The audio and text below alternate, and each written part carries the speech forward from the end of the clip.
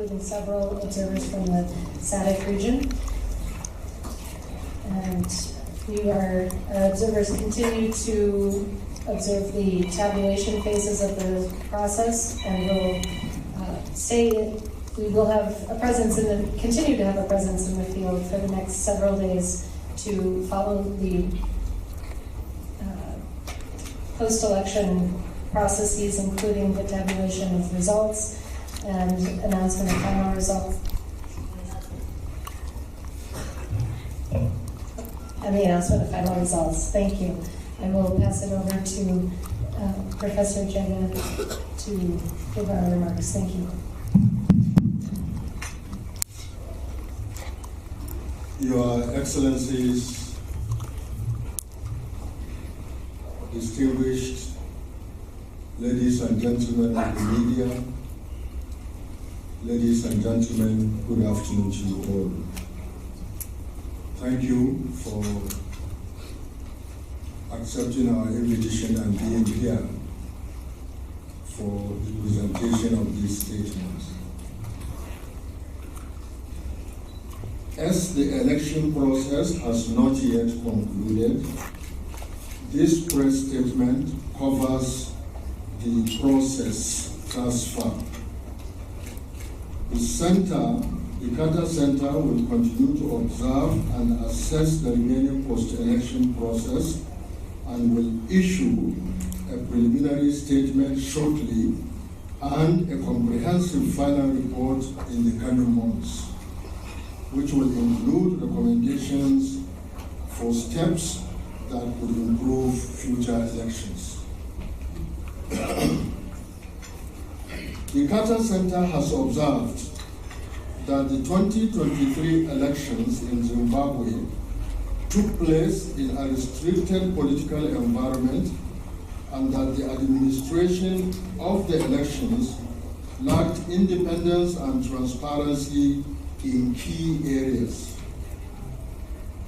Parliament did not pass important electoral reforms and instead adopted legislation targeting the country's vibrant civil society, effectively silencing reform advocates and political opponents in the months leading up to the polls.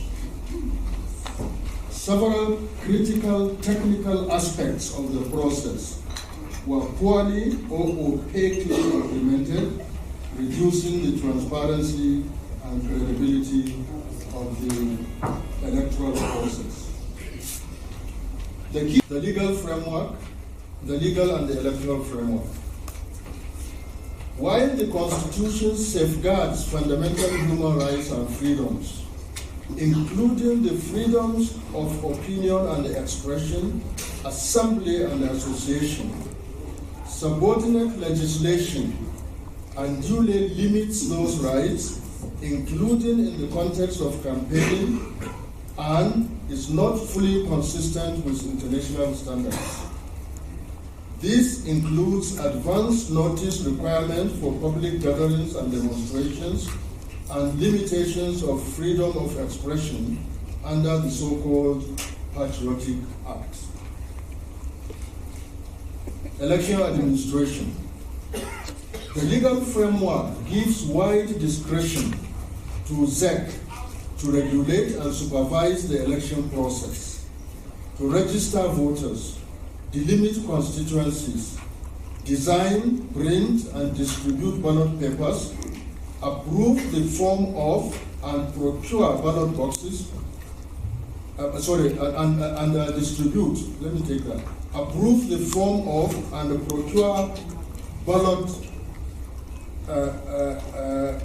boxes, establish and operate polling centers and stations, and accredit both citizen and international observers, media, and party agents. The administration of elections lacks transparency in key areas, as the ZEC did not provide critical information in a timely manner during various stages of the process, which undermines public and stakeholder confidence in its management of the electoral processes.